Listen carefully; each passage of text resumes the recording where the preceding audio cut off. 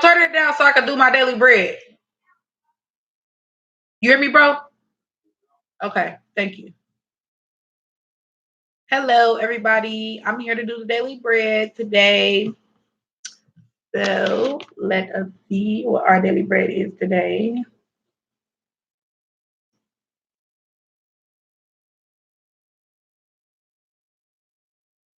It's loading, it want me to sign in today. I never had to sign in, but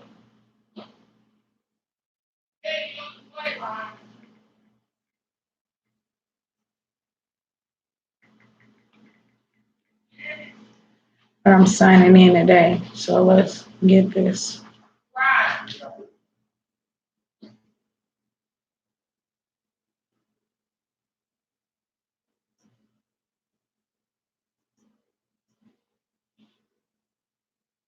Okay.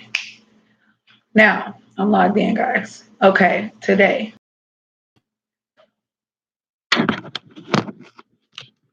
Make it your ambition to lead a quiet life. First Thessalonians 4:11. So if you want to read where I'm getting this from today, it's First Thessalonians 4:9 through 12.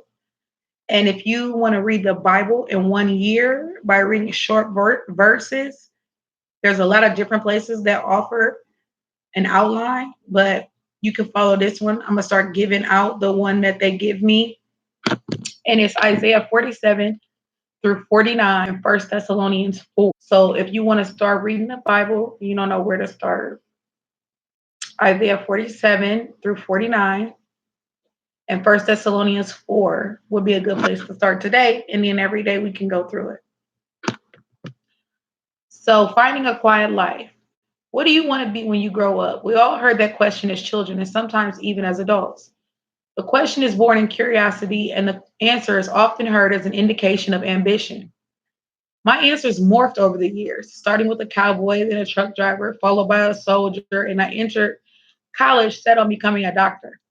However, I can't recall one time that someone suggested or I consciously considered pursuing a quiet life. Yet that's exactly what Paul told the Thessalonians. First, he urged them to love one another and all of God's family even more. Then he gave them a general admonition that would cover what specific plow they put their hand to. Make it your ambition to lead a quiet life. Now, what did Paul mean by that exactly? He clarified you should mind your own business and work with your own hands. So outsiders respect you and you are not a burden on anyone.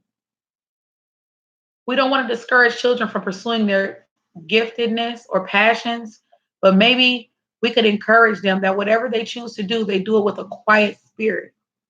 Considering the world we live in, the word ambitious and quiet couldn't seem further apart, but the scriptures are always relevant. So perhaps we should consider what it might look like to begin living quieter. So the reflection question of today is, how does Paul's phrase, mind your own business, sit with you? So that's the first part of the question. So I'm going to answer the first part. How does Paul's phrase, mind your own business, sit with you?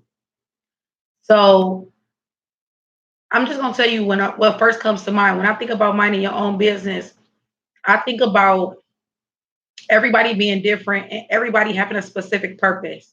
I think about where it says the time for killing. It's a time for stealing. It's a time for all different things that people may think are wrong. It's a time for all different things that people may think are right. And sometimes we get caught up in what other people may be doing right or wrong, and we lose focus on where our path is. And when you lose focus on your path, you're not doing your best job at whatever your thing is, whatever you was here for, focusing on other people. So when I think, how do I feel about minding your own business? I feel great about it because when I mind my business, when I do what I know Candy is supposed to be doing, I do it very well, and everybody benefits from me doing very well, minding my business. So, and when I think about people interfering with my business, it's always nice to be helpful if you have something to offer. It's always nice to offer constructive criticism to redirect. We learn from those things. But when somebody minds my business and they don't really understand why I'm doing what I'm doing, sometimes they can plant seeds of It can plant seeds in me that make me think I'm not doing right, or I'm not doing my best, or that I'm not good enough to do my best. And those things start causing depression, or they start causing procrastination, and I fall off being myself.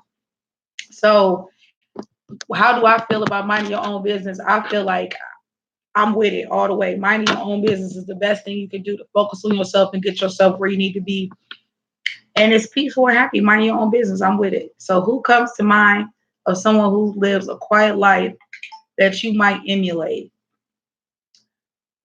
So I don't know. I mean, my mother, she probably lives the quietest life I ever met a person living. But my granny, which I'm reminded of my granny because I got this outfit right and it looks just like something my grandma would wear. So I would say my granny, she had a quiet soul, a quiet spirit as far as like she wasn't when I met her by the time I was, growing up.